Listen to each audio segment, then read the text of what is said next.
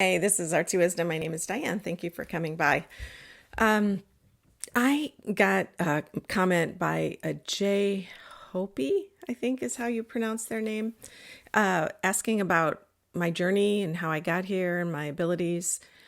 And I don't feel comfortable about talking about myself to that extent, but I thought for those of you who are interested, I'll just share for a little bit and talk about my life and how I got to this place, and maybe it'll help you as you're figuring your life out.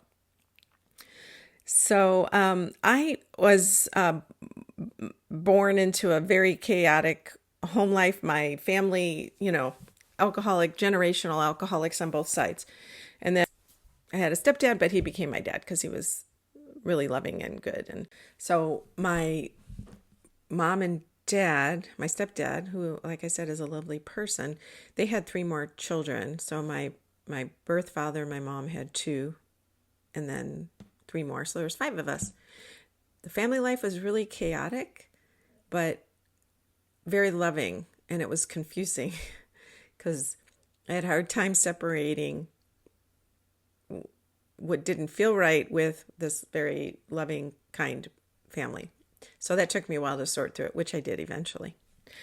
The point is, I felt like I was outside. I was different. And I drew a lot, colors. I always felt like I sensed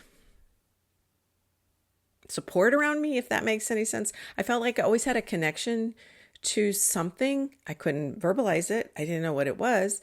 I always had fear. I was always scared of everything. And that feeling of that support came and went.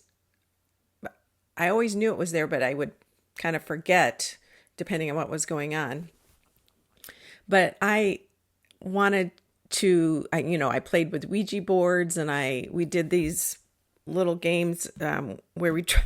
I don't know if anybody remembers where you say ashes to ashes. You put your fingers under a person, and maybe you could raise them up with another person, and you say ashes to ashes, dust to dust. I will now raise you up, or something like that. We did all these kind of, at the time, metaphysical things, but I found all of that really fascinating.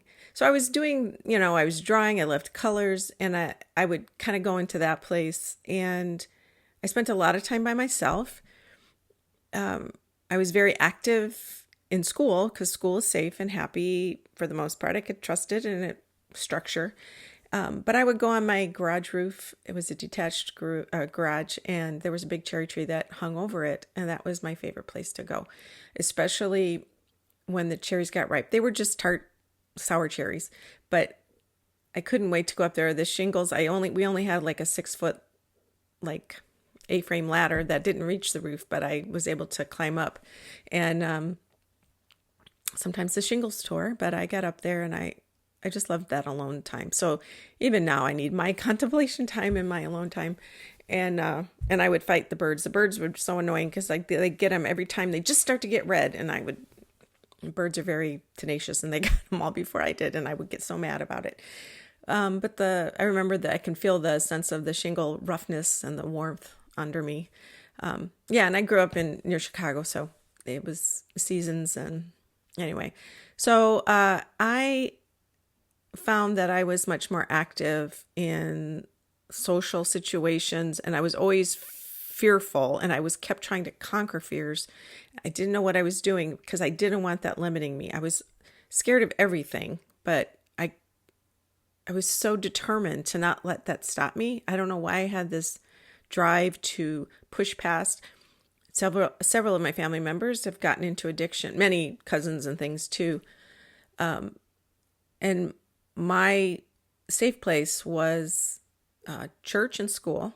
I grew up Catholic, and church was such a calm place. I know there's a long history of Catholicism doing bad things to people, but for me, it felt peaceful. I love the smells. I love the sounds of the wood pews. I love the statuary. I love the sculptures, and I just felt at peace. And so I loved going to church, and I would take my brothers and sisters. I was the oldest, so I would take my brothers and sisters there, sometimes begrudgingly. But my mom was divorced. So, so back then a divorced person couldn't go to church and receive communion. So they didn't go to church often. So that was my deal. I loved it. And I encouraged my kids, my brothers and sisters to go. Anyway, this may get too long and I'm getting too wordy because I'm barely in my teen years. And then I went to college, and meanwhile, I'm doing art. I love drawing. I wasn't great at it, but I loved drawing in colors. Colors made me feel the spirituality in the world, and I had a connection to colors. Got to school, met my husband at the time. We got married, and I was doing my art, finished my degree, didn't have kids for a few years, but really worked on creating my art. And I might just kind of pivot a little bit. I love Mark Rothko, and his art are color field paintings.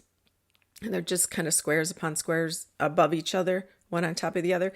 And some people might go, I don't know, I could do that. But they're very subtle and so much depth to them.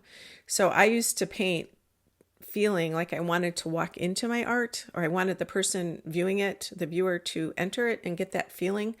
And I look back now and I think some of that had to do with my spiritual bent. And because art and spirituality are all connected, they're all ruled by Neptune, by the way, Pisces, and that's another story. That's the astrological part of it. But I did that, and then I worked at an art store. I did framing because art was something tangible that I could do, and I still felt connected. Still was in church, but my ex-husband was not raised Catholic, and that was one of our many fights about things, and that's another story for another day. But yeah, he didn't appreciate like I did, but that's okay. Anyway, I tried to get into galleries. As artists know, it's really difficult to create a series. Well, I had tons. In fact, I still have paintings in storage, and lots of them. And I wasn't trying to get in festivals and galleries and stuff. And I worked really hard at it, kids and everything. But in the middle of that, I found, my marriage was difficult, and I looked into some self-healing, and I learned about astrology, and I started teaching myself about astrology, and I found it fascinating because I was getting a tool to help understand myself. I still had a lot of fear. I still had a lot of anxiety. So I was trying to work through that, and astrology really helped.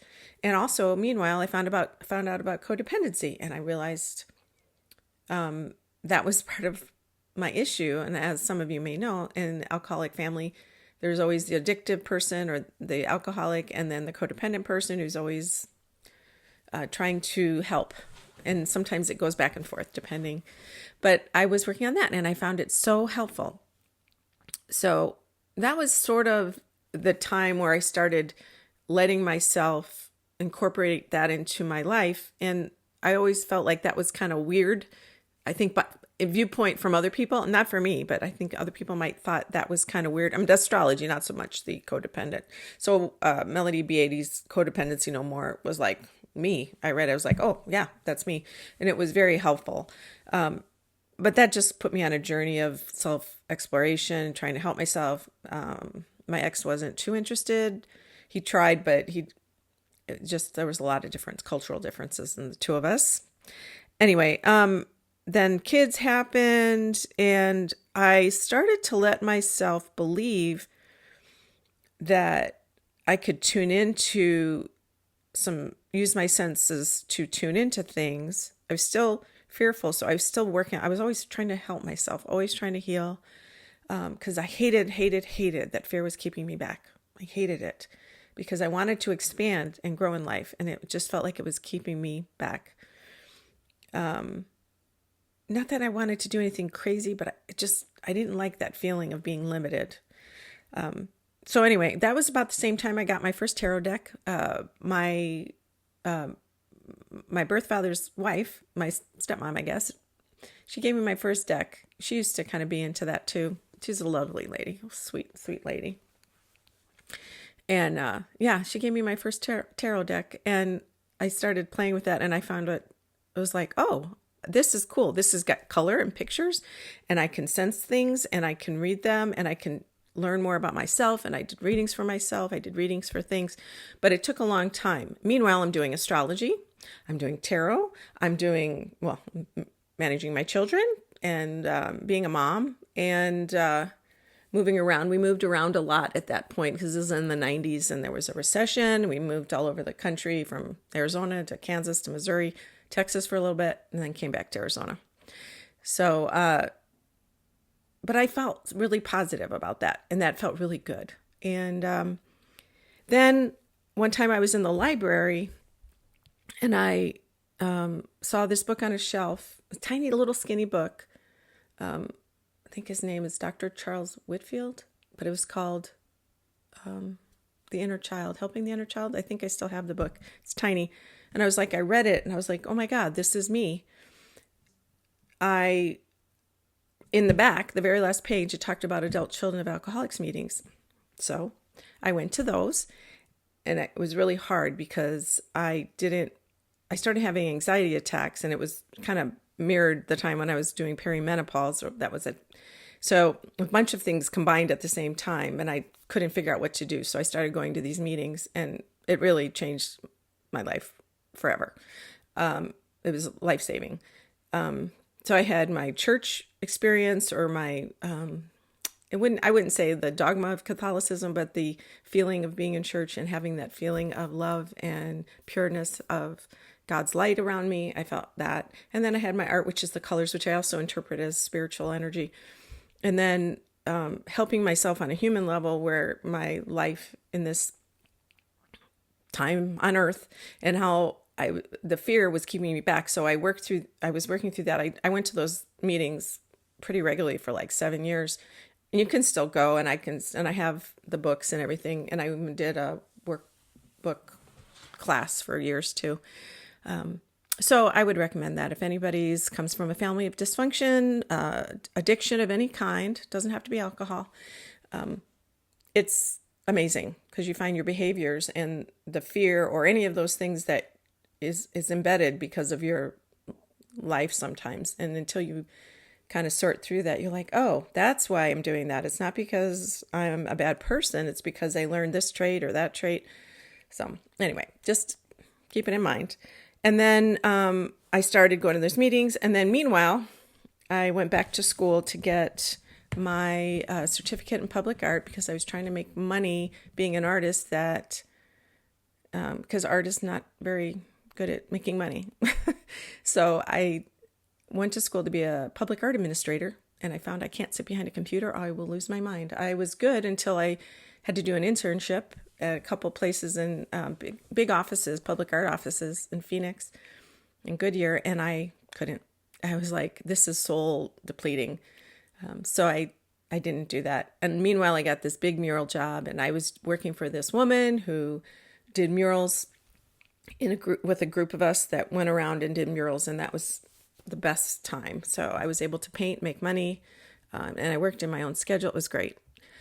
Meanwhile, I started checking out classes in Southwest Institute of Healing Arts in Arizona, and I took my first chakra class, and I was like, oh my goodness, I found my home. This is where I need to be. So I immediately signed up for a life coach and hypnotherapy degree or certificate. And I got my clinical hypnotherapy certificate and life coach accreditation and board accreditation. I submitted that. But since then, I don't do that as regular as I used to, but I created that business, AZ Healing Arts. And also, meanwhile, I got, I have like 30 decks tarot cards, and I'm using those. And it was a very big time. Neptune was on my ascendant, which those of you who do astrology, that's super sensitive, super spiritual. I had all these epiphanies that time. I was doing a lot of self-help, self-hypnosis, because I had learned that in those classes, and went on a lot of age regression, past life regression, inner child journeys. So I learned so much about past lives and how it was feeding into this fear, because that fear that I told you about is actually related to a past life I had like in the 1500s. Without getting into too much of a thing, I figured out what was going on. And it actually related to a friend of mine in this life who I always felt weird about. Something had happened with us. She got upset, and I was so anxious still at that point. I couldn't explain it to her, and she kind of broke my heart. We didn't stay friends, and I went back in time to that time, and I realized why. Actually, she was killed because of something I did. So I don't blame her then for not liking me this time. Anyway, so if you guys ever are interested in past life regression, it's an amazing therapeutic thing that is a lot quicker. Any hypnotherapy is a lot quicker results than talk therapy because it helps your subconscious get through things. So meanwhile, I doing tarot, I'm painting, I'm also volunteering in the town where I live, a lot on boards, art boards. I was just like a crazy person doing a ton of stuff. And I think I was looking for answers, but also I was finding a lot of joy in all these different things. I was really expanding and growing. Spiritually, I was healing myself. Meanwhile, my marriage was getting really rocky, and then my father got cancer, and then my ex got cancer. He's fine now, and then I got breast cancer, and that changed everything. It didn't change it right away, but I found that the idea of mortality seeped into me more and more as I began to accept the fact that it's possible. I might not live that long. So that was 2012. And then I had chemotherapy and double mastectomy with reconstruction, but it was difficult. And then my mom had breast cancer about 6 months later. She's still going. She's amazing. She's a survivor. My stepdad, my birth father died, and within that, and then he had died of esophageal cancer, but that's something else. He was always a smoker. And then lots of other side details that I'm not sharing about with our relationship, but my stepdad eventually died in 2017, but he was struggling with cancer for those years.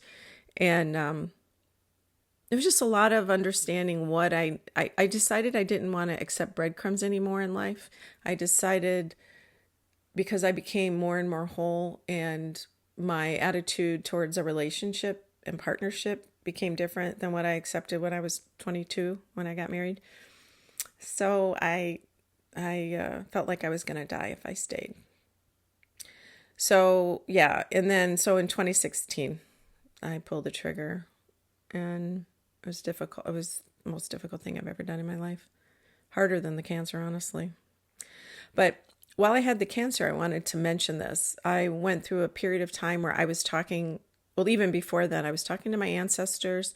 I was seeing my great-grandmother on my mother's side, and I was seeing all kinds of people coming to me, and I didn't realize they were always there, and I realized they were there to help me, and so I allowed it. And going back to my childhood, I didn't know what I felt because I couldn't verbalize it, but after I realized all this was happening, I realized they were there, and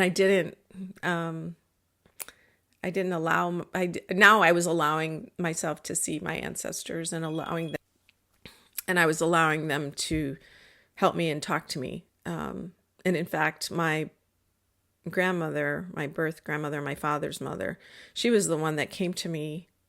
And she kept like scary screaming, she was long passed away. And so she died in like 86, and this would have been 2011.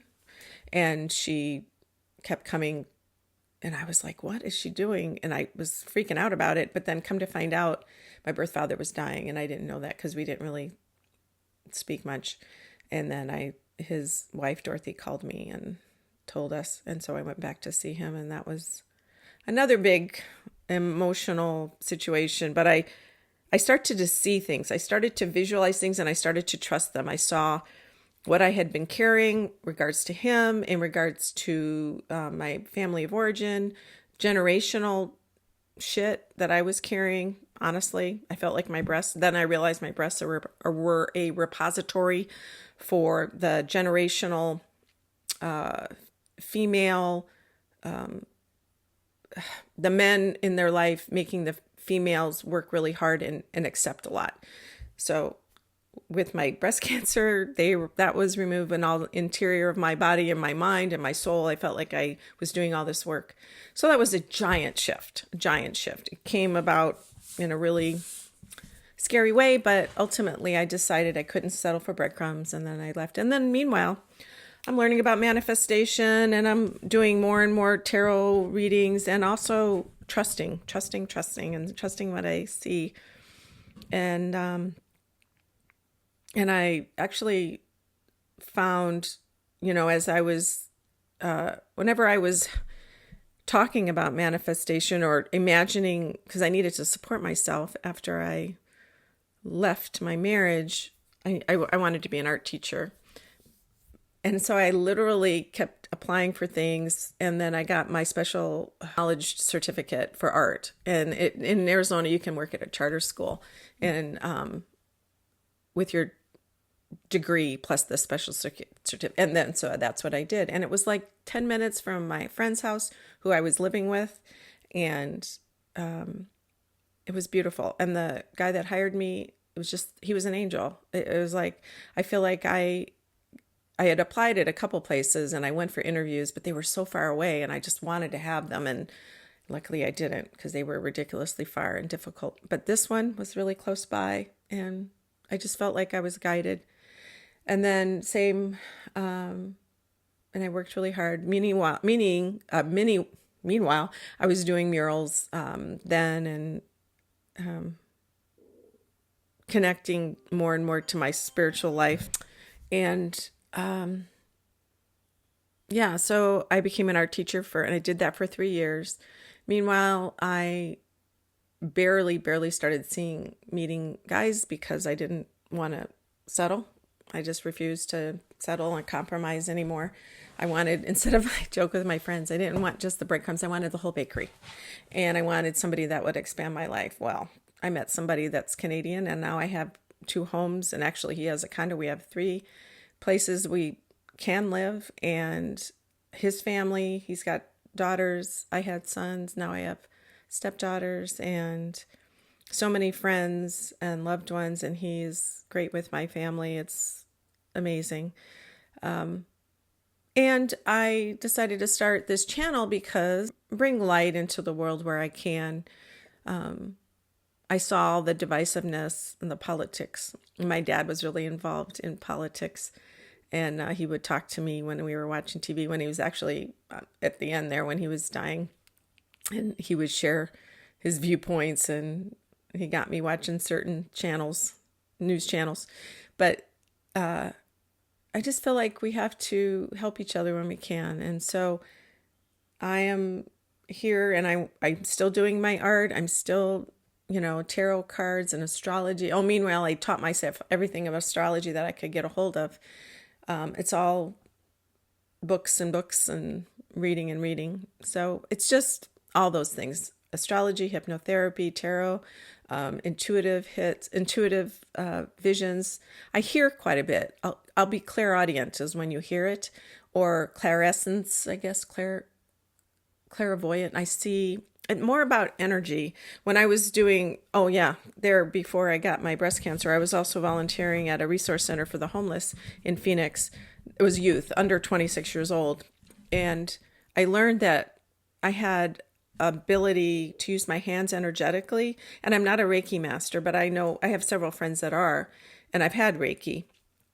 And I've had lots of experience where I've seen angels protecting me when I've had Reiki, which it's crazy. So the more I trust myself, the more I'm allowing to see it. But anyway, the point is, when I went to Tumbleweed in Phoenix, I would help the guys. Mostly guys were there.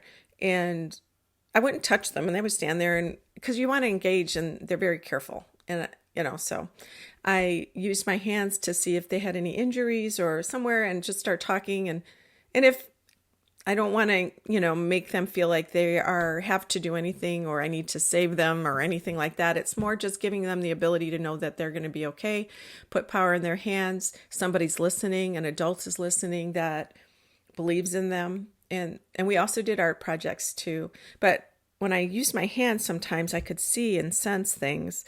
And that was another reason that I started to trust and know that my senses were working. So it's clairsentient. That's part of it too. That's a knowing. So until now, so then YouTube channel came along and that's where I'm at. And so then when I go back into time and I see myself as a child, I realize, oh, all that was there. I just couldn't verbalize it or see it directly, but I knew it. I knew that was there, and I always felt supported, and I always felt like I was guided, even though I had all that fear. So now, fear is a small part of my life. There's still a little anxiety here and there, but not like it used to be. You only have so much time. Life is short. My new husband here, my Canadian husband, his wife had died, and we both agreed, life is short. You never know. So gotta take advantage of every day, as long as you stay above the grass. And that's one thing breast cancer taught me too, is if I'm breathing every day and I'm here, everything is great. Everything else is it doesn't matter. I'd love to hear your opinion. I mean, you don't have to give me an opinion. I'd love to hear your comments on that, and I appreciate you listening. I appreciate you listening and coming by. And yeah, now that you know more about my journey, I'm